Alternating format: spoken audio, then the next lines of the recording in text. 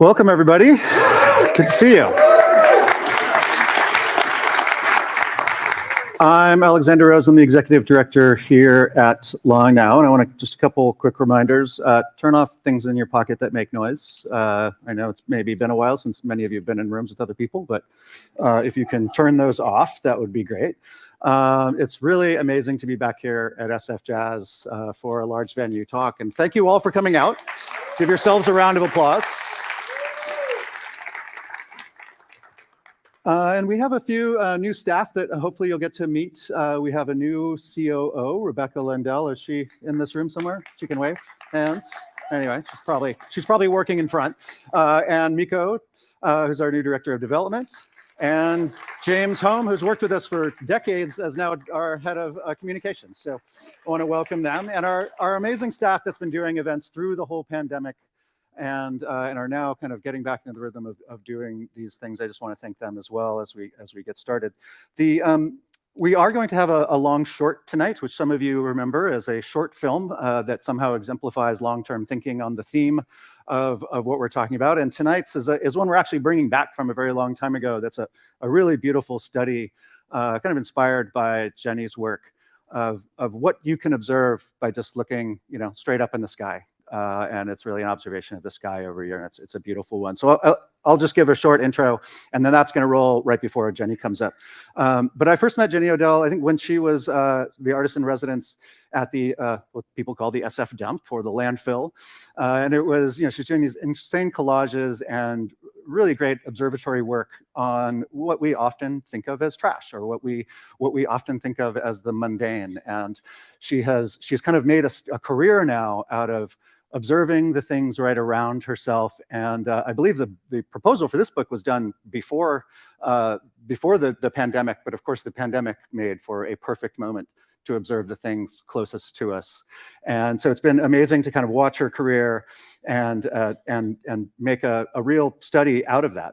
And I started reading this new book after reading her last one, and I just started underlining so much of it that I just asked her, I was like, can you just read the beginning of the intro as you're reading? Because it's so apropos to Long Now, and I think is a perfect setup for the conversation and the rest of her talk that we're going to have tonight. So I believe that's what she's about to do. And with that, I'll leave you with our long short and Jenny Odell. Thank you.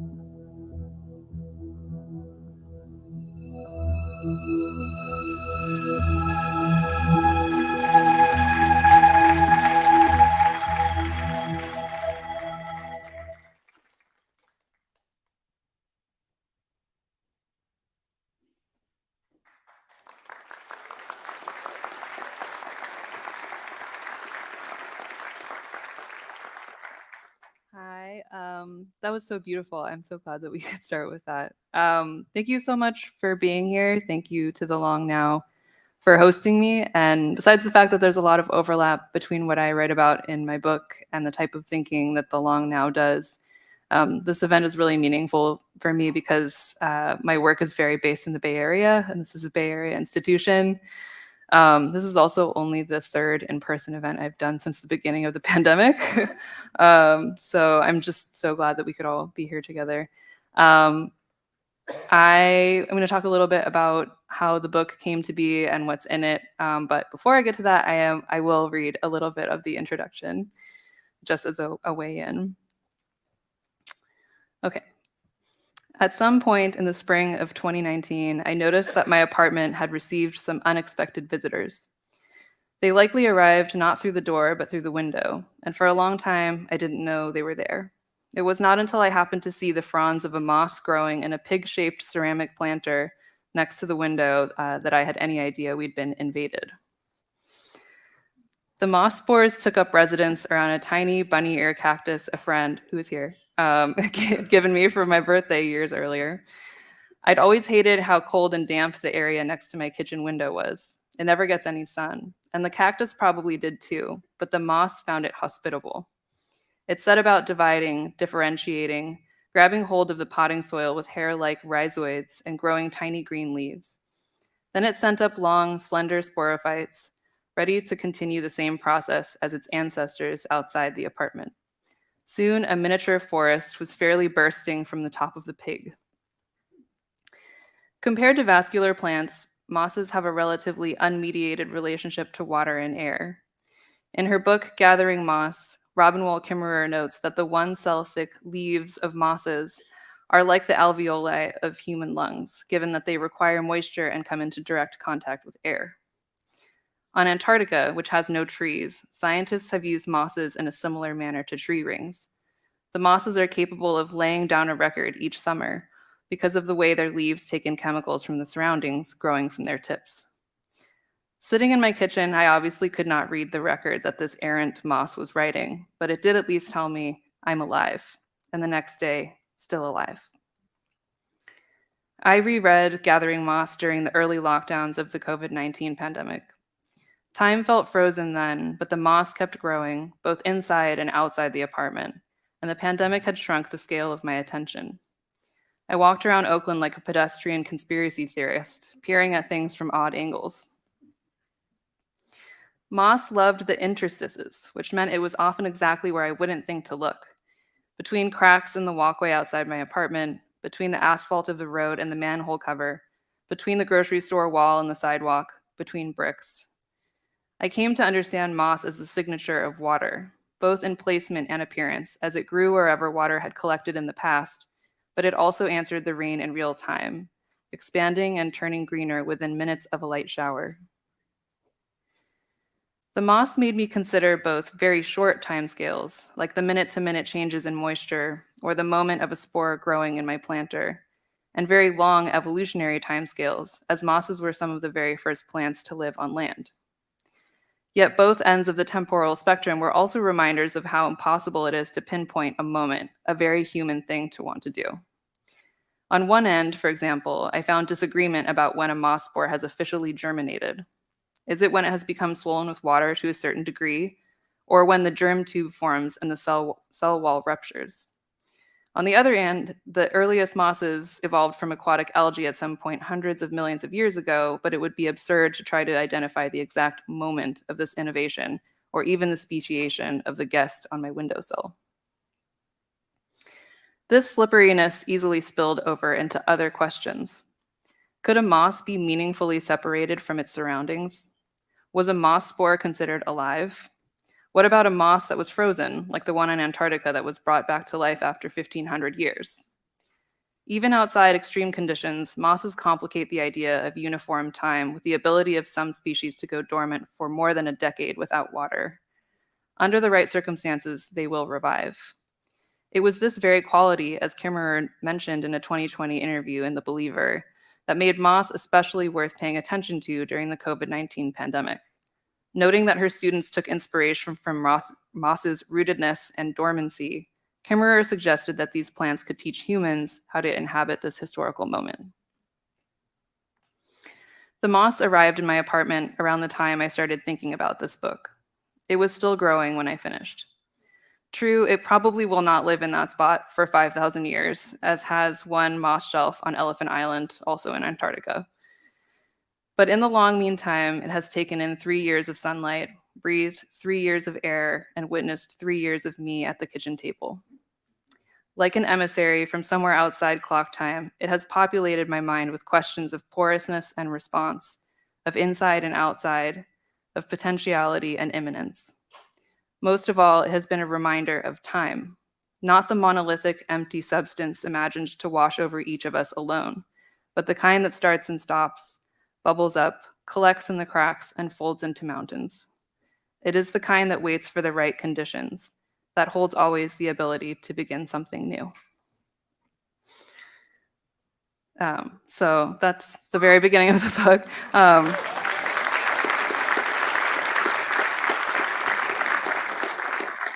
And since you all have a copy, it's very mossy lately, so hopefully you will be noticing moss.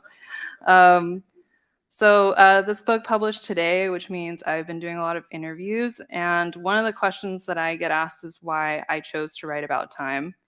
And I've been finding it a little bit hard to answer that because I don't feel like I ever really chose it, or I don't remember choosing it. Perhaps the best way to explain my choice is with this image from the photographer Alan Grinberg, who lives in Pacifica and was kind enough to let me use this in my conclusion in the book. He took this during the King Tides a couple years ago. So I wrote this book for the same reason that I wrote How to Do Nothing, which is that I needed it. In this case, as a person who feels crushed by the pressure between now and not now. It's true that I have a cerebral interest in time. I think most of us do. But with that alone, I never would have written this. I never would have tried to write my way out of a bind that felt very real. This book is my sincere attempt to recover an appetite for the future and someone who lives squeezed between daily time scarcity, climate despair, and the knowledge of their own mortality. In the introduction, I call it my panoramic assault on nihilism. And the title Saving Time has a double meaning. I want to think through how more people could have more time, by which I really mean more control over their time. But I also want to think about saving senses of time, the same way you would think of a seed bank. And one very significant sense of time that I want to save is time that's not simply additive, but alchemical, where no moment is the same and each is capable of transfiguring the past all at once. And in this moment in which so much seems deadening and inevitable, it's that quality of possibility that I'm trying to save. So I said that my work is based in the Bay Area. That is more literally the case with this book than How to Do Nothing. I organized the book chapter-wise as a one-day out and back road trip from Oakland to the Pacific Coast and back. And then each of the chapters is set in a location where that type of time or understanding of time is especially visible. So just to run through them really quickly, the industrial time I talk about at the Oakland port, problems with time management self-help and a traffic jam on 880, probably very familiar to some of you. I feel like people in New York will not understand that. Leisure at the Stanford Shopping Center and a nearby open space preserve. Ecological and geological time at a beach in Pescadero. Climate dread at the part of Pacifica that is especially hard hit by erosion. Different communal languages of time at the Prelinger Library. And finally, the time of one's own life, i.e. mortality, at the Chapel of the Chimes and its neighboring cemetery. And in doing this, I'm making use of a very old story technology, one where it's easier to remember the different parts of the story later if you can travel the route in your head. So like cynically, I'm just trying to help you remember what's in the book. But I also wanted it to be a trip where you return to the beginning because I'm very obsessed with the feeling of returning to something with new knowledge, a process that also represents time and the fact that we are always learning and experiencing, even if we think we're in the same place. And I also did this to show the reader that we can easily find material evidence of the seemingly abstract and historical ideas I'm describing, that we can find them in the concrete every day. That time and history have made the material and cultural world we live in, and that by extension, what we do now is historical. So I don't have time tonight to take you on this entire road trip. I thought I would just drop into a couple of points along the way and hopefully inspire you to take the entire journey on your own.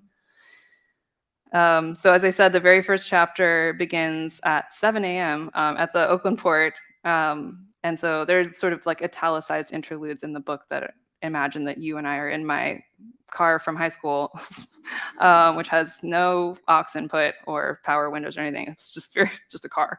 And that we're like, driving through the Oakland port, thinking about industrial time. I chose this setting because it gives us such a striking view of standardization. And by extension, it's kind of a visual metaphor for how time appears when we think of time as money. Like the container system, the standardization of time and the notion of equal interchangeable hours that could be run through a system happened in a very specific moment involving commerce, colonialism, and the need to measure others' labor. And I think it's worthwhile keeping this history in mind when we consider the current stickiness of the notion that time is money.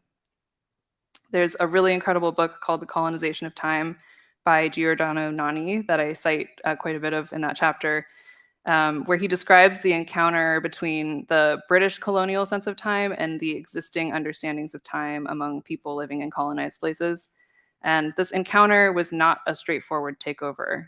You get situations where, for example, the Sabbath punctuated week only extends as far as the audible range of the mission bell. But I want to read a little excerpt that Nani gives us from a late 19th century publication. It's from a South African mission, and it's essentially a piece of cultural propaganda about time. Okay, it says, "How much have you in the bank? Not the savings bank, though it would be a good thing for you to have a little there too. This bank is a better one. Perhaps you have nothing to put in the savings bank, and you think you have nothing to put in any other. You are wrong. You may be putting money in every day. Did you ever count up how much or how little you had got there in the bank of which God is the manager, and over whose counter pass the well-used moments of each day, and all the good things a man thinks or says or does? We speak of spending time. Time spent does not go into the bank any more than money spent. But every moment you use well, for God, you put into the bank. I would advise you all to put something in, to put in all you can, for the bank gives good interest." So I think this excerpt kind of gives you some idea of how deeply the notion of time as money is tied to pretty specific ideas about labor, morality, and this idea of taming the uncivilized. In tracing this history, I also cite the work of Caitlin Rosenthal, who has researched early examples of what we would now call spreadsheets, including pre-printed ones that were used to record the labor of people enslaved on American and Caribbean plantations. And for Rosenthal, there is an uncomfortable link between this history and modern management practices. In an interview with the Harvard Business Review, she pointed out that many of the men running these plantations were absentee owners. They lived overseas. And she says, quote, "So you imagine them in London getting reports in the mail about their plantations and just crunching the numbers over lunch. Not so different from modern board members. It's so easy for someone at a long distance to forget about the humanity of the labor." And then, of course, this abstraction of time and measurement of labor continued with Taylorism in factory labor, a way of measuring and systematizing work to make it go faster. This graphic is from an article called "The Stopwatch as Inventor" in a 1916 issue of Factory magazine. And you can see how minutely the work is broken down into separate timed actions. And this is my personal favorite. This is from Harry Braverman's book, where he's looking at scientific office management. And this is them timing how long it takes to punch a time card. It's very meta. Also, what is identify card? I don't know. Anyway, in these examples, what you find is that the history of time management, while certainly innovative, has so often been inextricable from the desire to get more labor out of people in less time. For his part, Taylor had hoped that workers would share in the increased productivity, but that unfortunately is not what seems to have happened. And meanwhile, it continues to morph into new oppressive forms.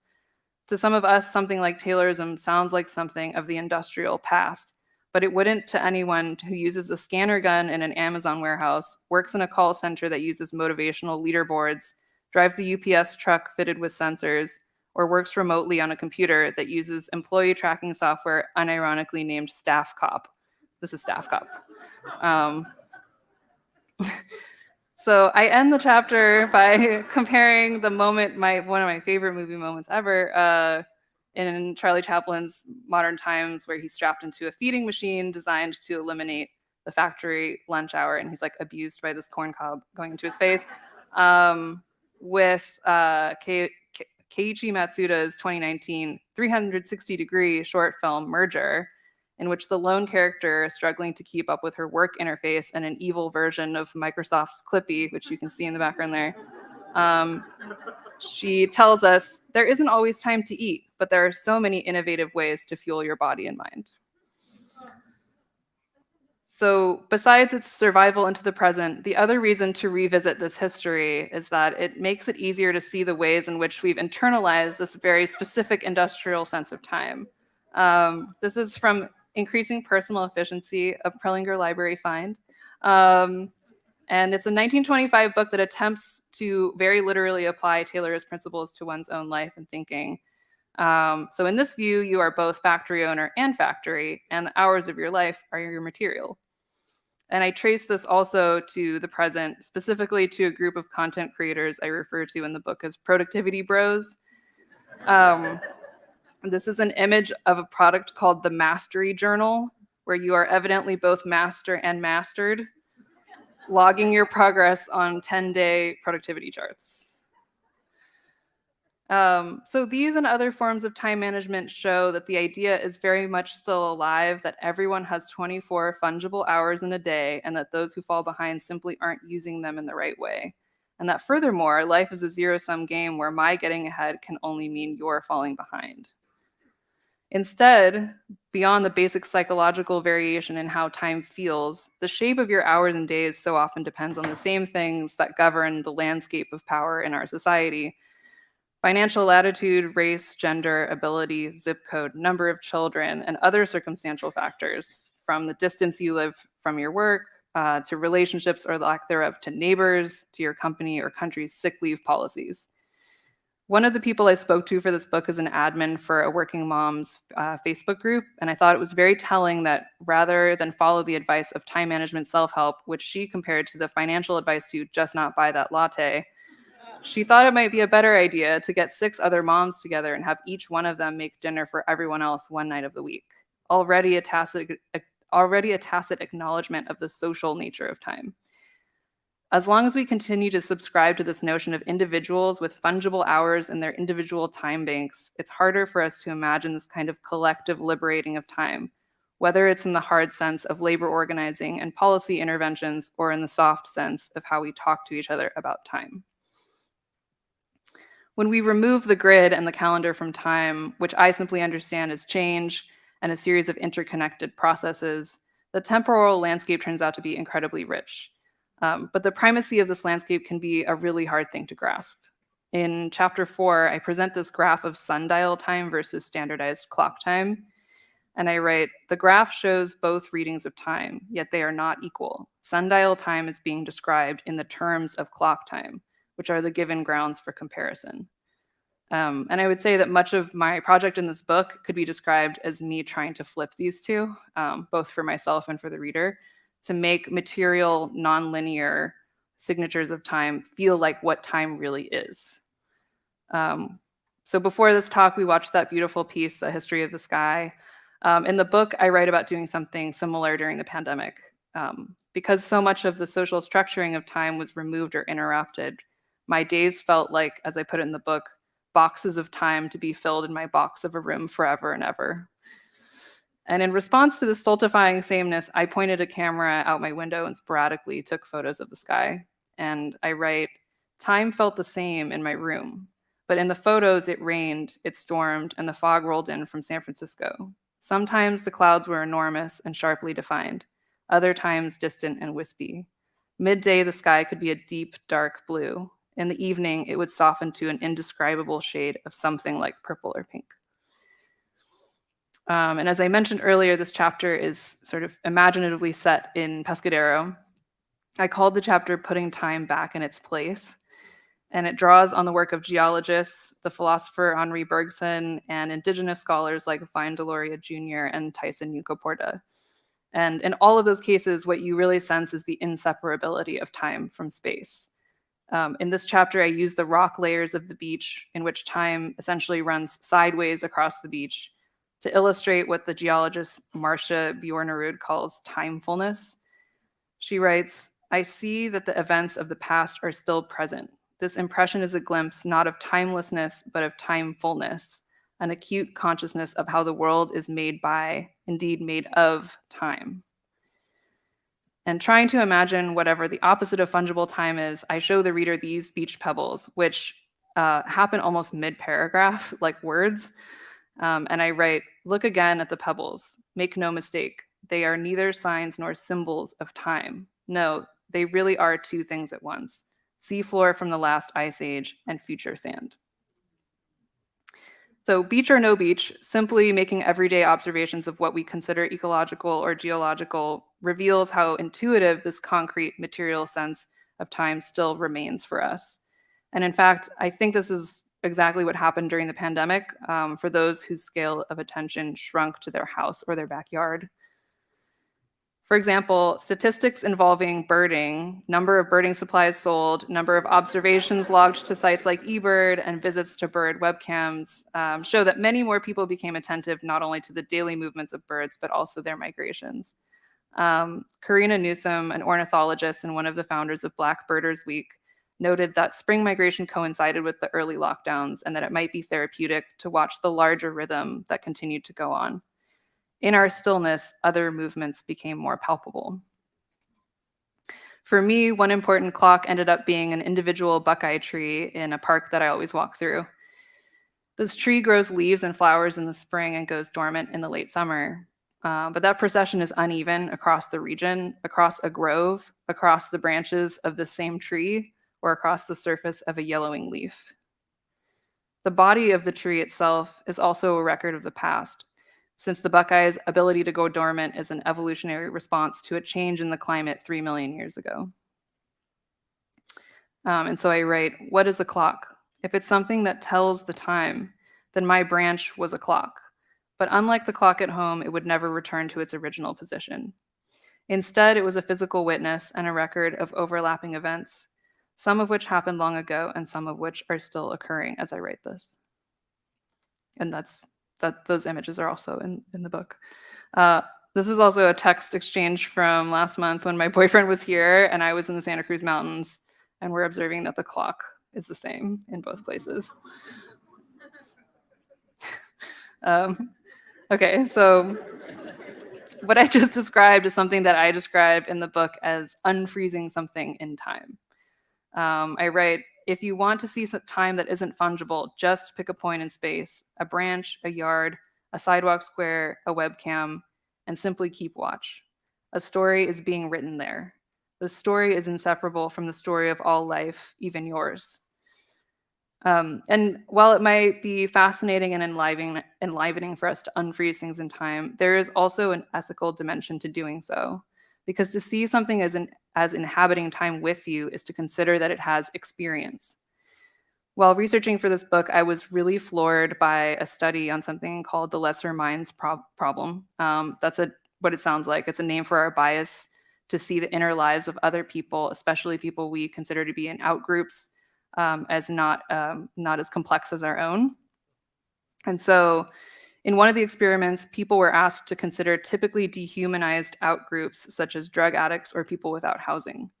Ordinarily, for those participants, thinking about people in those groups wouldn't activate regions of the brain associated with theory of mind. But what the researchers found was that by simply asking the participants whether or not a houseless person would like a certain vegetable, those neural regions became activated. In other words, and in my interpretation, the question about the vegetable presumes a person with preferences and desires. And desire, an attitude toward the future, and a reflection of one's past can only exist in time, the time inhabited by that person. This notion of frozenness or unfrozenness has broader implications, namely regarding the climate crisis that increasingly interrupts the human calendar. Just like the concept of time as money is a political history, so too is the division of who and who does not inhabit time, i.e., who has experience and who acts on the historical stage. The Jamaican theorist Sylvia Wynter has written about how the Western notion of man versus nature defined man against colonized people who were characterized as timeless, backward, or less progressed, part of the similarly timeless landscape, and in my formulation, frozen. In that same book I mentioned earlier, The Colonization of Time, the author quotes a letter from the daughter-in-law of a British missionary in what is now South Africa, in which she writes, "You must know that today we have unpacked our clock and we seem a little more civilized. For some months we have lived without a timepiece. John's chronometer and my watch have failed, and we have left time and been launched onto eternity. However, it is very pleasing to hear tick, tick, tick, and ding, ding." For me, this suggests an important connection, that the same framing that has allowed us to juice the supposedly inert, non-experiencing natural world dry is the same one I mentioned earlier, in which laborers have been juiced of their supposedly fungible lifetimes. It also explains why we feel that there is cultural human time, which moves forward and makes things, and natural non-human time, which is cyclical and insubstantial. It's an echo of that supposed hierarchy of the eternity and tick, tick, tick, and ding, ding. As Bill McKibben has pointed out, the irony of this conceptual divide is that what is thought of as human cultural time actually can't keep up with the changes in what is thought of as non-human time. In that vein, I argue a lot in this book for non-human subjecthood, and that's one of the reasons I rely so much on Indigenous scholarship. Like those scholars and like McKibben, my reasoning is partly practical. I really don't believe that a true holistic response to either time scarcity or the climate crisis is possible without such a change in perspective. But I also want this for us, both in How to Do Nothing and in Saving Time. I'm really bothered by this idea, and very much informed by my own experience, of people chasing achievement but really wanting meaning and connection among and beyond the human. These are two little diagrams that I find myself drawing different versions of every single year. And they maybe give you a sense of what extension means in the title of my last chapter, Life Extension. That chapter, which is really less about mortality than what it means to me to be alive, starts with a story from a children's book my mom got from a garage sale. It's haunted me ever since I read it. Also, thanks to my mom for scanning it. But basically, a witch visits an impatient young boy and gives him a ball with a golden thread. And if he pulls the thread, time goes faster. And she advises him to use it wisely, as the thread can't be put in any more than time can go backward. Predictably, he pulls it too often. impatient to go home from school, impatient to marry his crush, impatient to get a job. Luckily for him, and because this is a children's story, the witch returns to the old man, takes back the ball, and lets him start over again. But in our case, no matter how many dividends our time pays, we do not get that chance. As an answer to this anxiety, I look to Crypt Time, a term used in disability studies, to describe the tension between a disabled person's temporality and the clock-based industrial timetables of modern-day society. For someone who fundamentally cannot buy into the system of thinking because it was not built for them, it is perhaps easier to imagine the goal of life as something other than performance and accumulation. There's a really beautiful chapter on Crypt Time in this book, What Can a Body Do by Sarah Hendren, one of my favorite contemporary writers and thinkers, in which she reflects on her experience raising a son with Down syndrome. The way people equate her son with his diagnosis, in a way seeing him also outside of time, illuminates for Hendren how economic productivity and a life lived along normative timetables and milestones are so deeply entwined with the idea of human worth. But her son also demonstrates to her a different way of being. Seeing how Graham, her son, is categorized, but also seeing his self-understanding and his sources of joy, is what allows Hendren to question everything about time we've come to take for granted. She asks, how long does it take, or should it take, for a body to move through the world, the 40-plus hour work week, the demands of caregiving for ailing parents, the daily commute of the body with its changing needs over the lifespan, a pregnant body, an aging one, a body in recovery after a bad injury? Is the clock of industrial time built for bodies at all? The idea of Crypt Time prepares us to move from thinking about achievement to thinking about encounter. I'll never forget the elderly woman who called in to a radio show I was on talking about how to do nothing. She was recently disabled and had been sitting in her backyard, watching the birds, and in some cases even having them land on her. And she said it was one of the happiest times in her life. I too can attest to this phenomenon, as a related experience is almost entirely responsible for my interest in birds, something that's now very present in all of my work. In the book, I describe a day in 2013 when I just pulled an all-nighter on an art project and had just come home from my day job. I was lying on my couch, immobilized by my own exhaustion, with my eyes pointed up out the window at the top of a redwood tree. I was so tired that, in fact, I thought I was hallucinating pears growing at the top of the tree, until I realized that they were birds with yellow bellies all facing into the sun. And this sight made my burnout from work flip over into a different kind of tiredness, an open-mouthed state of wonder that the poet Peter Handke calls tiredness that trusts in the world.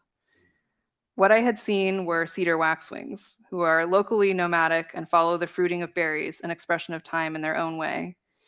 This sight was a gateway for me that has remained open ever since. I write, I remember that vision on the couch so clearly, not just because it was the beginning of an abiding interest in birds and their territories. In a more general sense, I remember it as a kind of opening onto infinity. Through that opening, I saw something else, someone else, beckoning from a different version of time and space, where suburban gardens, far-flung wintering grounds, summer and winter were all intertwined. And I later go on to suggest that maybe the point isn't to live more in the literal sense of a longer or more productive life, but rather to be more alive in any given moment, a movement across rather than shooting forward on a narrow, lonely track. And on that note, there's something I think is implied in a lot of this book, but that I regret isn't said more outright, and which I think is especially appropriate to mention here at the Long Now. I am very fortunate to have a handful of friends in their 60s and 70s. I am also fortunate to be friends with a couple of my own former students. And the more time I spend with these friends, the more I let go of the idea that generational concerns are inherently unrelated. Yes, things have changed. Yes, in this country, older generations hold much of the wealth. But I think an overemphasis on generational barriers makes it less obvious how people in every group might harbor values that have cut across time and history. And it obscures some of the possibilities that come with a collective memory and a set of experiences that are longer than any of our individual lifetimes. In the chapter of my book on communal languages of time, I quote quite a bit from Process World, a magazine active in the 80s and 90s that was started by a group of San Francisco temp workers concerned about the alienation of modern work and life. And what I especially love is the letters section, which acts almost like a proto-message board, allowing readers to discover each other and the idea that they are not alone in their dissatisfaction, the so-called honor of getting to sell the hours of your life for something so meaningless. One of the letters starts out, "Jump in Jehoshaphat, there's intelligent life out there." And I think this kind of discovery can happen not just across space, but across time. My friend Chris Carlson, one of the editors of Process World, recently wrote in an essay about his hopes in the 1980s for the magazine, adding, "Our ideas in our community that shared our sensibility didn't really grow much. Perhaps our role was to carry a radical thread from the decades that preceded us to the decades that would follow." I was so excited by this sentence that I immediately emailed Chris to tell him how I'd woven Process World quotes together with contemporary organizing among international gig workers, but also how I expected my readers, including a fair share of people younger than me, to easily recognize both the fury and the sense of humor that comes through in Process World. That's what I saw as my role, and it would be impossible not only with these past expressions, but with institutions like the Internet Archive and the Prelinger Library, who make them available to the present. I think the most important technology we've ever had is the story, but stories only work through the telling. So I'm just going to end by reading an excerpt from that same chapter that Process World shows up in. And just to give a little bit of context, because it comes up in the excerpt, I use a term, familect, which I learned about from my friend Helen, who is also the person who gave me the cactus pig. So familect just means the specific words or phrases that are used hyperlocally within a small group of people. So it's like a dialect, but even smaller. Okay. Earlier this year, I was in the garden of a septuagenarian friend while she was planting some beans. She told me that they were descended from beans she'd gotten 20 years before, from somewhere she couldn't quite remember, maybe Home Depot, and could never find again. At the time, she'd shared the beans with friends, all of whom loved them and couldn't find them anywhere else either. But some friends let the bean pods mature and dry out, saving the beans and giving them back to her. She had no idea how many people had them by now and speculated that this line of beans could have spread across the entire country. As she planted them, we mused that although there had been a give and take between her and her friends, it was not exactly transactional. She wasn't taking back the things she had given them, though the two were certainly related. She moved on to some lettuce beds, telling me I should take some lettuce. I thought she was just being polite, but she told me that she actually needed to get rid of the outside leaves so the inside leaves would keep growing before the plant reached maturity. She was constantly giving bags of lettuce to people, she said. This simple gesture and the story of the beans made me realize how broken my mental mechanisms were for thinking about anything beyond the transactional exchange. In part, this is because I've never lived anywhere I could garden. I'd sort of forgotten that a plant keeps growing, assuming that more leaves for me would mean fewer lettuce leaves for her. But it wasn't the only thing I'd forgotten.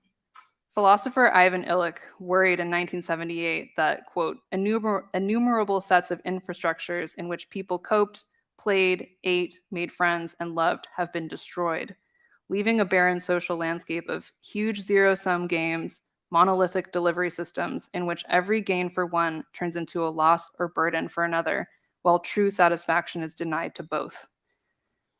In that moment, I felt not dissimilar to the young gig worker who told sociologists in a study of why precarious workers didn't claim unemployment benefits during the pandemic in New York City. You just sign up and say, I don't have a job, and the government gives you money? What is that about? If it was that easy, wouldn't everybody do it? I don't get it. Taking the lettuce was good for both me and my friend. I didn't get it. A few months later, I was sitting in a different garden, this time a botanical garden with free admission. Two kids had taken over a long lawn next to me and were playing a game of red light, green light. Their version of it, however, was considerably more complex than the one I played as a kid. Red light still meant stop, and green light still meant go. But for them, purple light meant to dance. Light blue light meant to dance backward. Golden light meant to fall on the ground, and green tree light meant to moo and crawl at the same time. It was silly, but I was impressed that they never had to remind one another what any of the terms meant. They had created and memorized them together.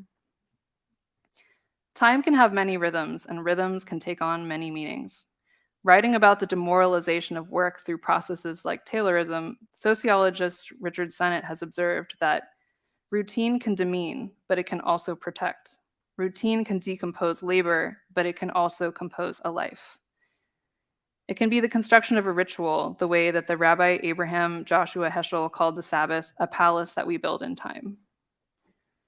Like the lights of the red light green light game, the botanical garden had been composed and choreographed. Different spots had different characters. Things grew in different shapes and sizes and flowered at different times. The garden represented one set of gardeners' views about what kinds of arrangements would make up a harmonious whole, and visitors lingered in the parts that they liked.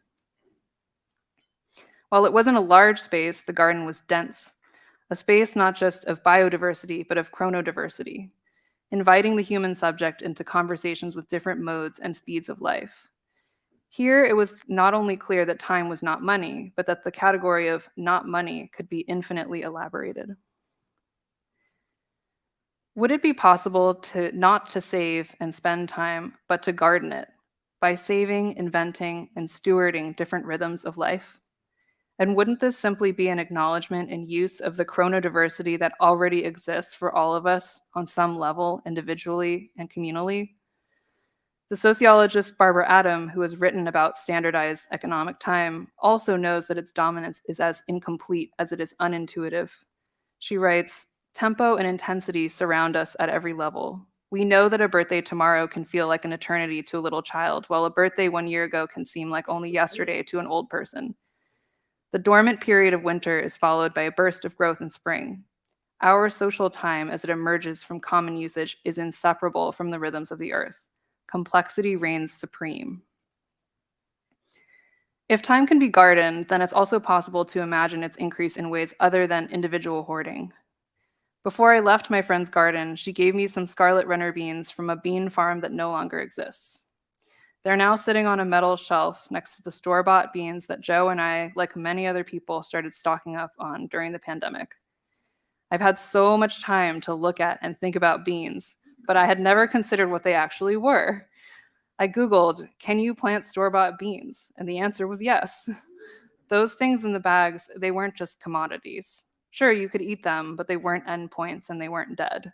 At least some of them contained something, the possibility of future beans.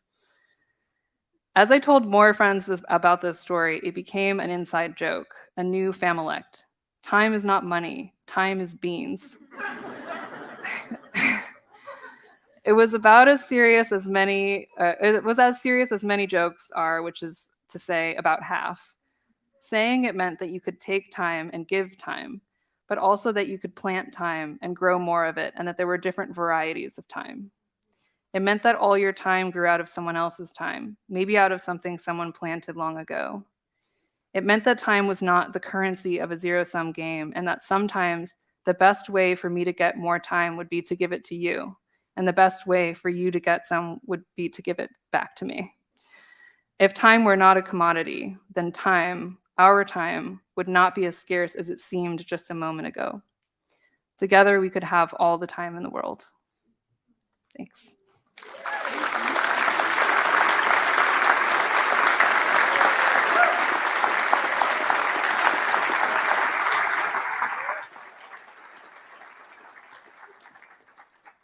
Thank you so much. I think the rest of you can kind of see how when I started reading this book, I couldn't stop underlining things. It's so perfect for, I think, our audience, and a really great way to start the first talk back in this theater for this group. And I love the way you ended there. It kind of redefines what a bean counter is in this mechanized version of human and commodified time. So it's a perfect thing. And I wanted to kind of loop back around to just the way that you work, and you were kind of holding still and observing around you long before the rest of us were forced to.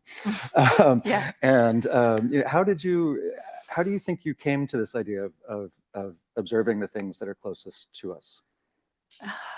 That's a good question.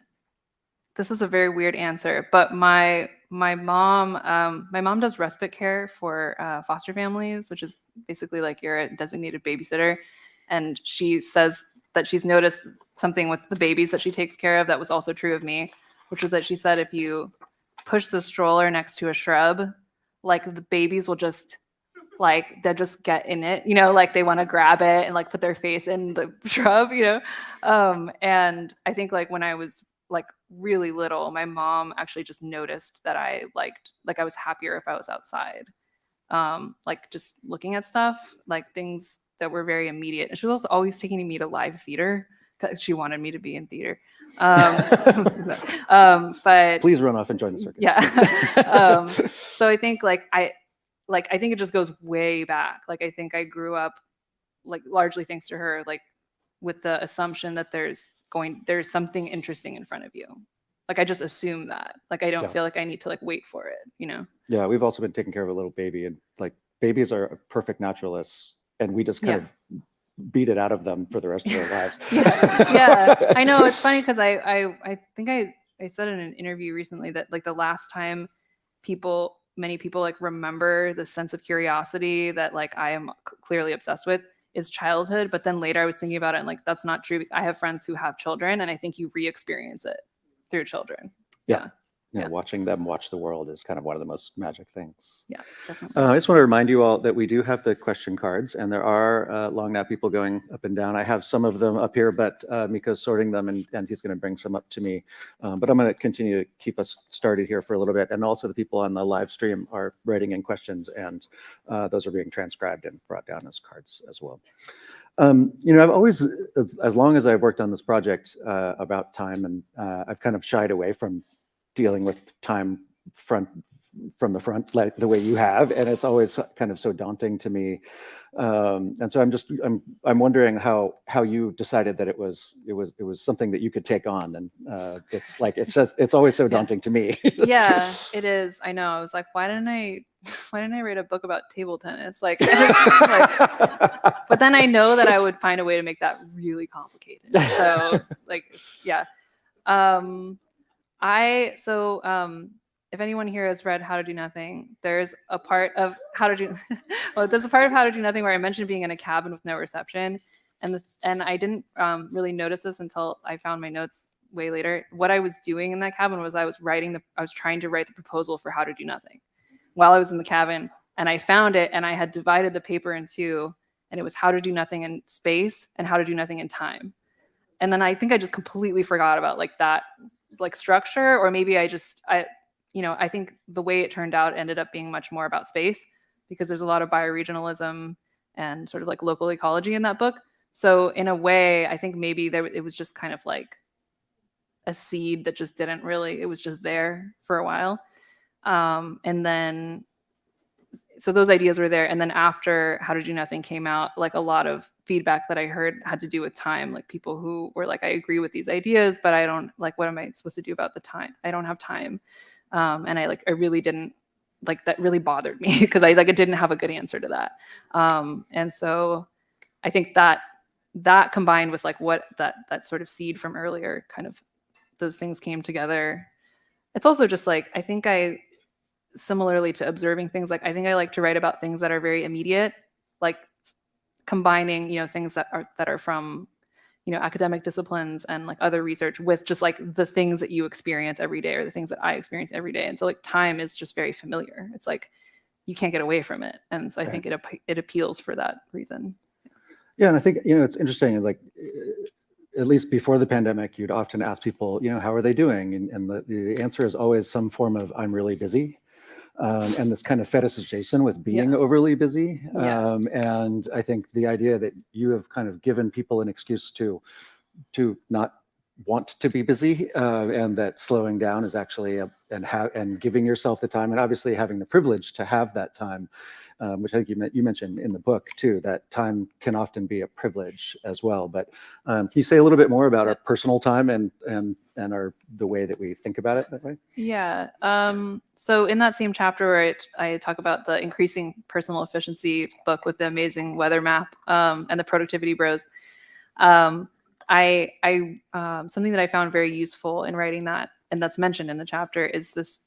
There's a paper by the sociologist Hartman Rosa where he describes a hypothetical character named Linda.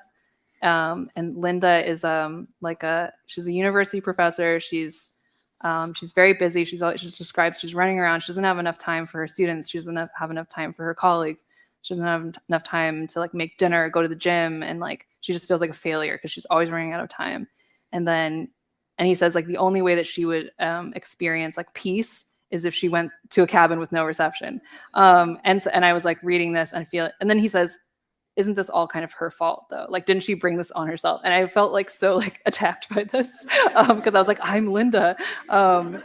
And so like I kind of like use that to like make this distinction between like Lindas and non-Lindas, but then there's like a gray area. But I think I think that's kind of what people were trying to get at, like when they were responding to How Did You Not Think? There's a difference between someone who truly has no control over their time and someone who feels like they have no time. And again, I realize like there is a gray area, but like for someone who actually structurally doesn't have control over their time, like the answer does not lie with them using their time better. Like as the working mom admin, like, was telling me. But then there's like another situation where you just have someone who's deeply internalized that like busyness is good. And that like more, like you just need more all the time. You always need to be getting more friends, more achievements, like more, and that Linda character like needs to just chill. Like basically Go to the cabin. Yeah. I think I would say like experiment with what feels like mediocrity. Yeah. Yeah, I mean, I think what's amazing is that time has become it's both the most valuable commodity that we have, and it's also the most easy to waste, or at least what we call wasting, right? And so this, you mentioned banking time, and the way that Western cultures, native cultures, and plants and animals, may or may not follow Gregorian calendars or 12-hour time. But I wondered if we could talk a little bit more about the way other cultures and animals are perceiving time. Yeah, I mean, I think it's just like it's almost like when you look at like the history of how time became standardized and like the idea of like the man hour and all that, it's so narrow. Like when you actually look at the history of it, so like contingent, that it's sort of like everything else around that. It just starts to look like a little sliver instead of like the sort of the norm. And then there's like this exotic way of like seeing time, like it's actually the exotic way of seeing time. And so I think like something that I really admired in the examples that I drew from Sand Talk, which is the book by Tyson Yunkaporta, and also examples from Vine Deloria Jr. are like, there's this really exquisite sense of timing, which I think is like a very interesting, to contrast timing with like the idea of uniform time. Like timing suggests that there's a right time, so not all time is the same already. And then there's the best time to do something. And so like, I think, obviously in indigenous cultures, there's like a deep attentiveness to like what is happening at any given moment. And like, you have to do this thing at this time. And the way that that this is going to happen is that this other thing is going to happen. And they're all just like so deeply intertwined. It's sort of like everything is a clock almost. And so I think like that's, that feels much more, I don't know, like it's real, it's based on things that are actually like materially happening in the world. It's not abstract at all. Yeah. So I mean, you mentioned in the book, I think a lot of natural versions of time. You put that the equation of time, which is the difference of solar to absolute time, which we also had to deal with in the 10,000-year clock because it was synchronized to the sun. And I was just in India and saw the largest sundial in the world, where they was built in order to be so large that it had 2-second accuracy, which I thought was like the most kind of dichotomous thing. Because you talk about sundials as this like kind of stretchy, beautiful way of slowing time down in a way, but the idea that somebody had then tried to make it the most accurate time device was just hilarious to me. Yeah, that's really fascinating. Yeah. We'll start to get to some of the audience questions here. Raul asks, what do you make of the hypothesis made by prominent physicists that time and space do not exist, but may be an illusion? I think that's very interesting. I think that there's a poet who I quote in the book, who's a friend of mine, John Choptaw, who has a book of poetry coming out later this year. And so I've been reading those poems. And this is a roundabout way of saying that, like, it's called Near Earth Object. I'm going to plug the book. But it's, as you can maybe tell from the title, it's very much like this insistence on like earthliness and like what it means to be earthly. And so I guess like my answer to that is like, I live in time and space. Yeah. Like as a human animal. So like I am going to, like that's what matters to me. Yeah. Like what the actual like nature of that is. Like I find that fascinating, but I guess like my concern is like a lot like closer to home. Yeah. Yeah. Yeah. Time exists for you. Yeah. Yeah. Like time, and it's embodied. Like I will only ever be able to understand it in like a human embodied way. Yeah, I think one of the things that you also get to is this idea of different cycles of geologic time or climate time you mentioned, and I think one of the problems that we humans have with thinking about things like the climate crisis is that they're out of scale with what we have been taught to value in terms of time as being much faster moving or much more proximate. Yeah. But I wonder if you could talk a little bit about that. Yeah. I mean, I talk about that horrible day with the red sky, which I'm sure many of us remember, in chapter 5, and this that I kept having these nightmares about like a wall of fire coming, and that it was very uniform the way that it moved. It was like it's coming for you. It's like it's a video playhead just going, and there's nothing you can do about it. And that's a very like linear and like declinist way of looking at it that I definitely had. And so I think one of the, as I kind of tried to like pick that apart in that chapter, I really came to appreciate the different scales that everything related to climate happens on. Like some things happen very quickly, some things happen very slowly, some things are hyper local, some things are widespread, and some things can go backwards. Like things can be restored, like things can also like locally get better. And so like when you like, it just really helped me to stop seeing it as this like, and just kind of like consider myself as like always every day being in the midst of it. Like every day I just wake up, I'm in the midst of it, I have to respond. And like, that's it. It's just day after day. Yeah. Lesia, I believe it is, asks, how does your relationship with time that you kind of point out as deep, or as you're reading is kind of deep and complex, influence the other relationships in your life? So it's had this one really strange effect, which I did not expect at all, which is that I, for most of my life until recently, have identified as a loner.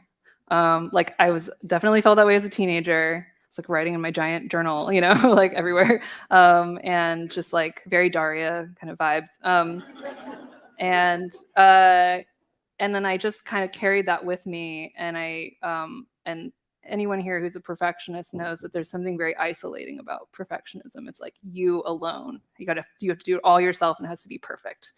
And I think as a weird side effect of me talking about, not wanting it to be my time and your time and our time, I recently realized that I am no longer a loner. Like I'm not saying that like I'm around people more necessarily, like maybe I am, but I don't identify as a loner anymore. I identify as like a piece of different relationships with different people. And I feel much less selfish about my time.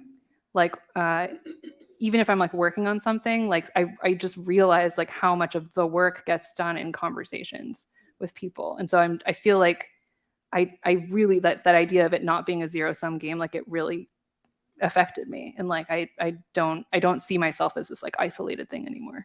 Right. Yeah.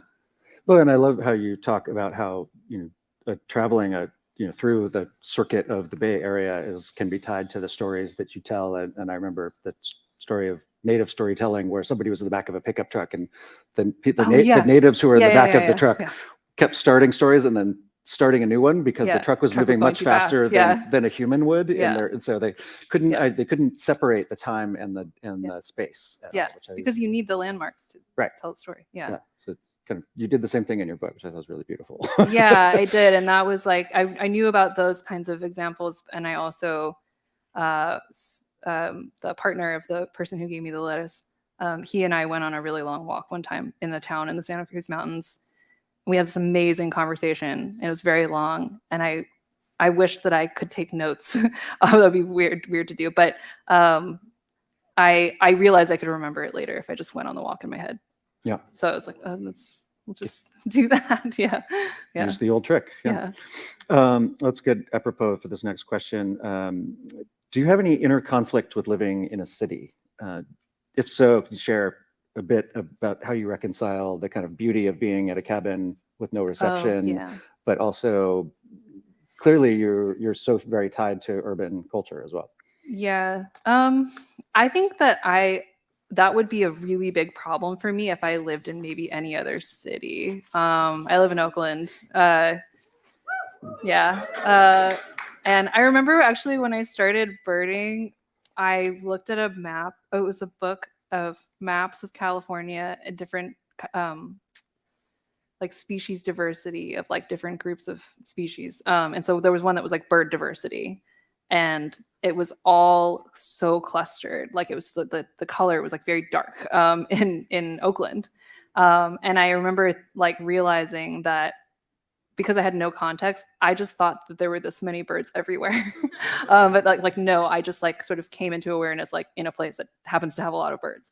And so part of the reason it's sort of reconciled for me is that I live somewhere that has, it has parks, and there's just like a lot. I like when I get asked if I go bird watching, I don't go bird watching. I'm just always bird watching because if I leave my apartment, I will see birds. Like I will see lots of birds. I saw them today. Like, so I think, I like to make my occasional trip to the mountains, which we're also very fortunate to live like pretty close to the Santa Cruz Mountains. So I've gotten around that problem that way. I think I don't know. I don't know what I would do if I lived somewhere else. Yeah, can't move. Nice. And I think, the other thing that we have here in the Bay Area is obviously this kind of, and even some of the founders of Long Now were some of the people that helped design the first spreadsheets and things that you kind of mentioned in here that have driven us into kind of commodification of time. And obviously the culture of the way we run companies here is also about not only compressing time, but also this idea that there's an infinite scaling that's possible. But I think you get to this a little bit, and kind of we can't just scale everything in all directions as humans all the time, and we have to kind of pick a right size of things. So I wonder if you talk a little bit about that. Yeah, I mean, there's I think it's Daniel Wildcat, who's an Indigenous author that I cite in the Putting Time Back in Its Place chapter, where he says that he wonders like what would happen if we were more aware of the personality of places, that like each place has a personality. And as someone who grew up in San Jose, like Cupertino, San Jose, with lots of anonymous shopping centers, like that, where everything sort of like all of the difference seems to have been paved over, I recognize that it's like hard in some places to see the personality or the character of a place. But I am very enchanted with this idea that no place is the same. Like the same way that no moment is the same, like no place is the same. And so I think there's like that's what gives meaning to a place. And so I think like anything that can allow us to be more attentive to that and kind of collect things around the characteristics and the personalities of places is very compelling to me. Nice. Here's one that's coming right up on us. Emma asks, what do you think of the biannual time change? Oh, I hate it. Yeah.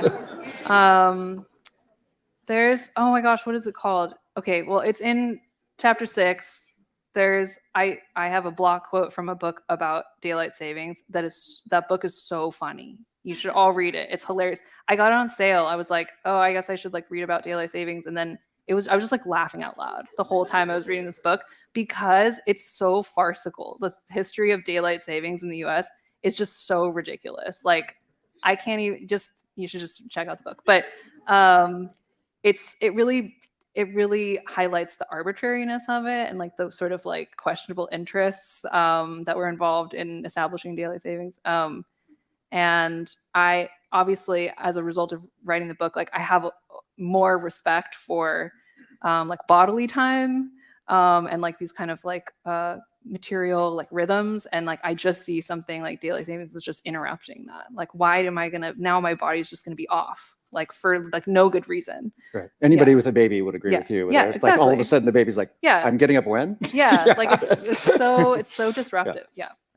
Nice. And Kristen asks, what do you see as part of composing and driving the human compulsion to capture time? This kind of goes back to your previous book of that we seem to want to capture moments in time with cameras and making a tweet about a thing rather than just sitting there and experiencing it. Yeah, I mean, I don't see that as I think it's very understandable. It's like time is always slipping through your fingers. You want to grab onto it. Like, what could be more human than that? You know, I mean, as someone who has always written a lot in a journal since I was a child, I have at times asked myself, like, if I should just stop writing and go outside and like do the things that are then being written about. like what's the like, right. What's the divide there? And Barbara Ehrenreich, who wrote Natural Causes, I can't remember the subtitle, but it's really good. It's like Killing Ourselves to Live Longer, Epidemic of Wellness. That's a long, really good subtitle, and it's a Grim Reaper running on a treadmill.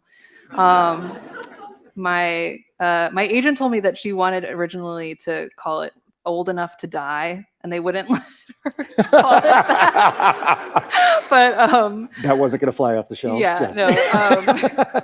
She does use that phrase somewhere in the book, though, I think. But anyway, that book is an amazing kind of examination of that. Like, what is the calculus of like how much time should you put into trying to have more time, you know? And like, at what point, like, you know, don't you need to eventually ask the question of like what it's all for? Right. And so I think like I just think it's very natural. Like I have that. Like everyone especially if you're like enjoying your life, you like want more of it, and you want to have more of it, like have more like evidence of it. And there's something very bittersweet about the idea of having a really lovely experience that's just going to be over. Like it's just going to be gone, and like you don't have any truly record ephemeral. of it. Yeah, but then at the same time, that gives it so much meaning. So yeah. Yeah. This is a good segue into Noah's question, which is, has researching for and writing this book changed your feelings around aging and mortality? I know your last chapter is kind of about this to some extent. Yeah, it is. Yeah, I mean, it doesn't make me like, it doesn't make me less afraid of my own death, I guess. But I do think that it has, and it's partially as a result of writing this book, but also, as I mentioned, having friends who are older, like it has allowed me to like rest more in the time that I'm in, like the part of my life that I'm in, because like, you know, my lettuce friend is twice my age, and like I see her see where I am, and she just sees all this time in front of me. And like, I just feel like it's today, and I need, you know, and I'm probably thinking about like the past week and maybe the next week, you know, but like she sees me as like situated in the middle of something. And then if I see myself from her perspective, I'm like, oh, I need to really like live this because I'm not going to get another chance, you know? Yeah. Well, it's, we have another question that's along that lines of, you know, what nuggets of hope might you give to individuals stuck and paralyzed by the isolation and individualization, which is reinforced to us in the way that kind of time is forced on us at this point? Yeah. I mean, like I said, those diagrams that I showed, I feel like I draw them over and over again. I always think it's a different diagram, but it's the same one. And I think that it's hard because everything about our culture really wants to reinforce the boundaries around yourself. But if you can try to like let go of that and really like shift your focus from these like supposed individual entities to ties between them, like what happens when you're with a friend and like you and friend combined, like that is something in and of itself. And there's an exchange that's happening in there, like the beans going back and forth. I think like things like asking for help is like, just if you're having a problem as an individual and you ask someone for help, like that is in the zero sum, like kind of zero sum game view, that's you're asking someone to give you some, like they'll have less. But that is actually how most like friendships are built, is like you ask someone for help and they help you and they want to help you. And like it's understood that you will then help them. So I think like it's hard. Like I said, we're so, used to thinking of like not wanting to, bother other people, or like, I'm just going to like handle my stuff and like you handle your stuff. But I think if you kind of start to think like what is possible between me and blank, like other person, like place, Well, I think you get to this in a lot of ways, this idea of maybe an attention economy that's different than an empathy economy, where it's less about how much attention we can get for ourselves or give to something, but more about how much empathy and feeling we can give to something. But I thought that was kind of one of the things that struck me as reading this, just like hit me really hard. Like, yeah, we need more empathy and less trying to argue over attention. Yeah. I mean, just think about the difference between like getting a lot of engagement on a post online versus like your friend wrote you a letter and you sit down and you read the letter. It's from one person. Yeah. Like that feels so different. And it's because they wrote it for you. It's like I had a friend make me a podcast once, just for me. It was great, What a luxurious thing. Yeah, right? it had a whole part at the end that was just like birds in Prospect Park, like amazing. Yeah. Oh, that's beautiful. Right. I think, your kind of definition of time that you mentioned at the beginning, that, it's this thing that bubbles up and is all around us, and rather than a thing that is washing over us or moving past us. I think that's a liberating way to think about time in a lot of ways. It gives people a lot more freedom, I think. Yeah, and I do think it works against that isolation. There's a quote in chapter 4 from Henri Bergson, who's talking about he's describing walking through a city that he has been in for many years, and it's familiar to him. And then he sort of has this realization that everything that he's seeing around him has also aged. And he says, like he's describing the things, and he says, like me, they have aged. And I think about that sentence like so often, like when I'm looking around, like that if everything is frozen in time except for you or for humans or the humans you care about, that's a very lonely existence. It's like the other things aren't speaking back to you. They're not with you in time. But if everything like you has aged, and it's all aging together, and it's, everything is affecting everything else, like that's not lonely to me, even if I'm alone. Right. Nice. Well, I'm going to have one last question, but I do want to remind everyone that your book is for sale up here, and you've pre-signed them all. We are going to ask, please don't come up and ask for personal inscriptions, and also just give Jenny a little bit of space at the end, because she is about to embark on a bunch of travel, and we don't want her to get sick. Yeah. But all the books are already signed, so please do grab one. I know that you will all really enjoy the book. But to kind of wrap up, I know that you are probably daunted by the fact that your book just came out today, and it's really great seeing how much praise it's getting, and that you're probably going to be asked to give lots and lots of talks like this. So we're so glad to have you at the beginning of it. But I'm wondering if you have thoughts on maybe what you're going to be working on next. Yeah, so it's another thing that kind of naturally grows out of the last thing. There's no way that you can think that much about time and not end up thinking about memory. But memory is not really treated in the book. I mean, I am sort of arguing that like rocks have memory, and like, experience is memory, but memory specifically is very interesting to me now. And also what counts as memory. Like I'm rereading Ed Yong's book right now, An Immense World, which is about animal senses. And he has this description of what it's like to be a dog, and that there's a record of all these. The dog is basically reading like texts in the form of smell of all the things that have happened. And so it's like the air is just crisscrossed with these memories, right? Like they're not human memories. So I think like the sort of a memory as a trace, like, and the fact that there are traces of things happening everywhere. That's what's currently interesting to me. Nice. Well, you did a great job of painting time as a palace in this book, and I can't wait to get into the memory palace with you. So Thank you so much for everything. Yeah. Thank you.